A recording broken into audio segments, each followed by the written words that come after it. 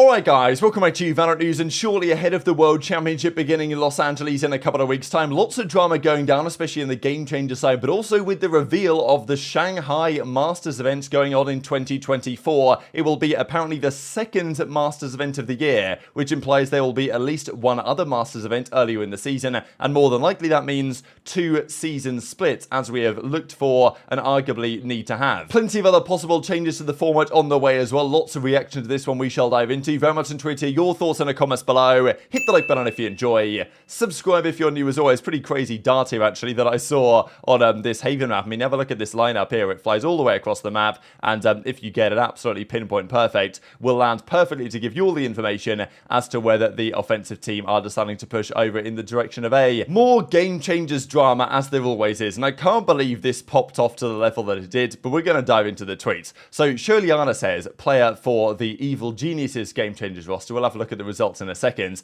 Kind of cringe that some teams are using exit lag on lobby to make their pings look higher and play on the best server for them, not gonna lie. So exit lag is one of these softwares that allows you to, it's like a gaming VPN, I think, and it's been a thing, what do they call it, like the NetJuma VPN from back in the day, effectively allowing you to choose your lobbies that you play on it to allow you to get a better ping. And people have been using this. It was a drama in the Call of Duty Warzone side where people would be using these VPNs to get themselves on like the Hawaii server or something, and you just play bad opponents on that server. So it's been a bit of a tricky thing. Now, apparently, this could also be used in games like Valorant, in between 5v5 professional teams, to ensure that you get a preferable server for you. You could theoretically go on your VPN, and when you go into the lobby, so the effectively the admins are deciding what server to play the game on so it's most fair for both teams, you could make it appear that your ping is higher and therefore you need to be on a server closer to you, and then when you actually play the game without it, you now have a ping advantage. So this was the accusation that was going around, and it doesn't seem like they actually did this, because Calypso says, so they played FaZe, right? Evil Geniuses Game Changers played FaZe Game Changers, and their coach Calypso says, just wanted to say at night, they cleared us from any allegations of us using exit lag. Goes to show how much of a sore loser people can be. Hopefully we beat both our teams and meet up again in the next round.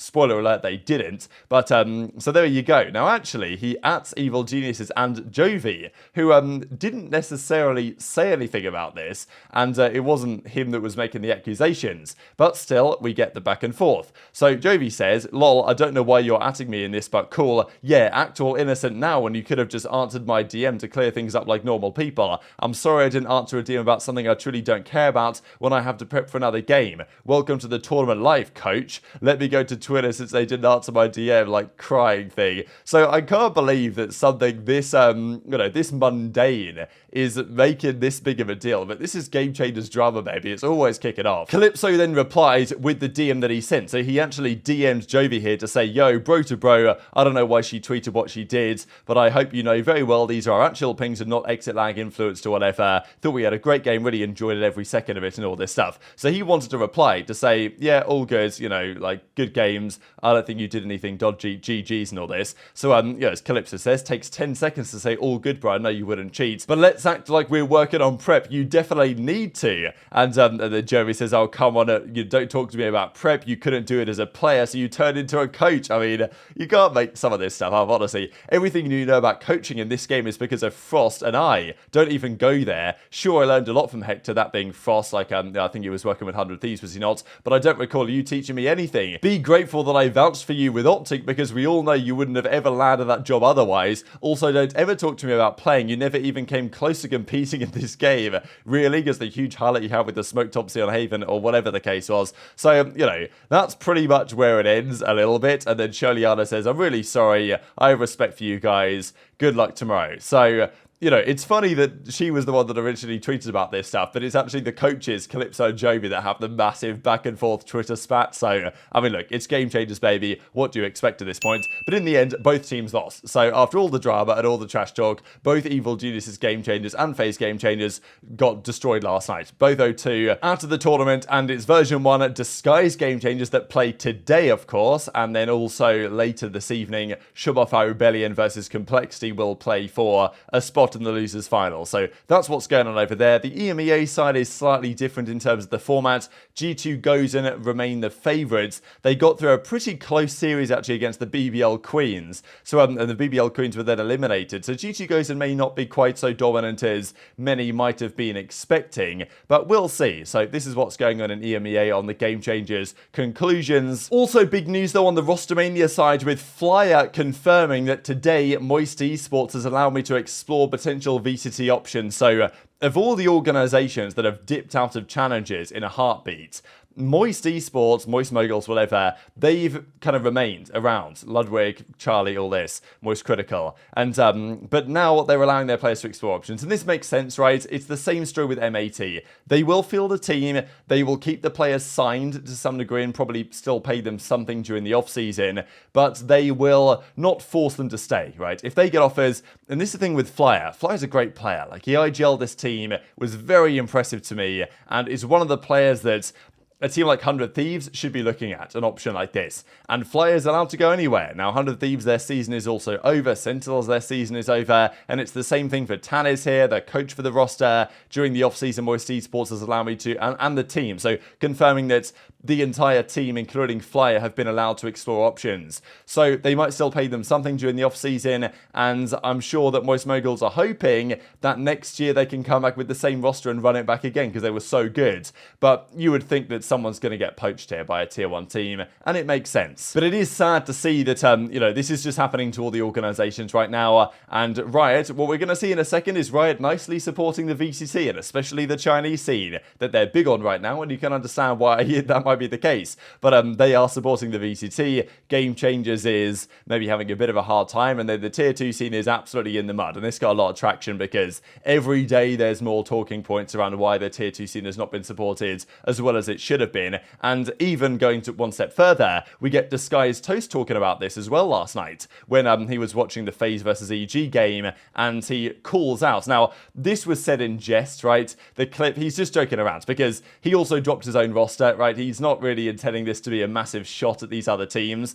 Now, in fairness, it's a little bit different because his team didn't qualify. They got relegated. So, him dropping them is not quite the same as when you've actually still got a franchise spot, because the likes of FaZe, TSM, these guys, like, they still, or not franchise spot, but a challenger spot. They still have a spot guaranteed with that team, but yet they're releasing their roster anyway. So it is a bit different. And, there was a bit of drama about this. Come on and say it. It's weird that all these orgs that are in challengers can just drop the entire roster and get back into the scene next year. I'm going to come out and say it. No one wants me to say it. But, are you really supporting the scene if you just drop your whole roster? Like, FaZe did it, G2 did it, TSM did it.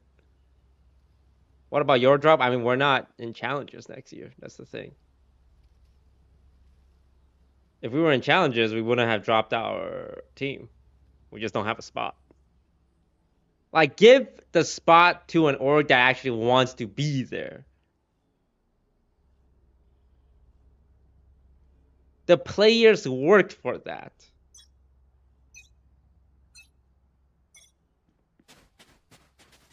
So I think the only solution here is to kick out all the... Toast actually then does clarify this and says, guys, please, it's a slow day at Decerto, and they need people who are willing to just read the title to overreact so they can get clicks. It's an out-of-context, ironic statement as it comes from a guy who literally just dropped his entire roster and using it as copium as to why DSG should get a slot instead. It's a joke I always make. So, good stuff from Toast, but still, there's just more talking points around these type of discussions. Let's talk then next season's VCT and the big talking points around Masters Shanghai. Firstly, they've confirmed the prize pool has been substantially raised for this year's World Championship. Last year it was only, I say only, but it was only $1 million, which felt, especially nowadays, kind of small for an event of this caliber. This year it's up to 2.25 million, so now we're actually talking. First place gets $1 million, right? First place $1 million, second place 400k. These are the other prizings. Just comparing that across the year, like last year, first place got 300k. This year, it's effectively more than trebles. and then, 150 to 400, 110 to 250, 80 to 130, and down the lower numbers, it's not too dissimilar, but the big placings get the big money, which I think is how it should be. But sometime last night, and then confirmed earlier today, Masters Shanghai was getting rumored. This was going around that apparently Shanghai 2024 Masters is going to be a thing, and then it was confirmed by VALORANT Esports just shortly, a couple of hours ago now, that VALORANT Masters is coming to Shanghai for the 2024 season. So this is, look, not a massive surprise. They've been massively trying to support the Chinese scene. They've got the new launcher coming out over there. They just launched the game in China. It's, at least for League of Legends, the biggest esports market. There's a lot of money to be made from that region. Makes sense while they're supporting this. I'm pretty sure that CS, are they not also looking to do an event there in China as well? So I'm not exactly sure how the timings of this are going to align. Probably there'll be marginally different timings, so it won't be a big deal. But Masters to Shanghai is well, a really cool announcement, I suppose.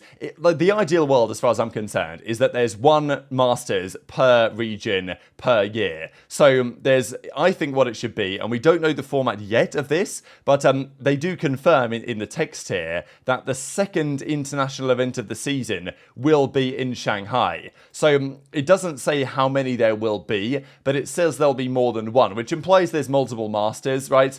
In some sense, this year's lock-in event was like the first Masters, and I don't know if they'll do a lock-in again with all the 30 teams. That might be the only time they do it to kind of kick off franchising, and hopefully they do.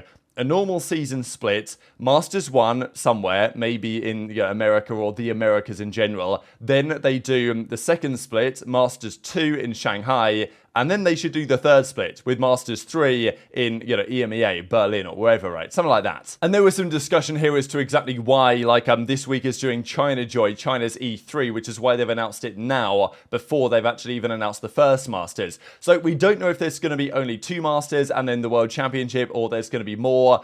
I think really there should be at least 3 Masters events of the season, probably 3 plus champs. That's a pretty good starting point. There just isn't enough Valorant being played right now, and they could extend the season, have Masters 1 in, February sometime, have Masters 2 in, I don't know, let's say April, Masters 3 in June, and then the World Championship in, September, I don't know. Something like that, make the season a bit longer. But still, this is, only the beginning of the Chinese Valorant takeover, and they're looking good right now as teams. Obviously, we know that EDG are coming in as one of the top contenders to potentially be a serious force here at the World Championship. There's a couple of other teams in the mix as well. The especially, BLG a little bit, and also the FPX roster, which is also a Chinese team this season. They're in the mix, but EDG are expected to do well. But over time, and especially with that event in play, Chinese Valorant is going to be massive over the coming years. I am pretty sure of it. But very much interested to your thoughts in the comments below. Hit the like button if you enjoyed. Subscribe if you're new. Take care, and I'll see you next time.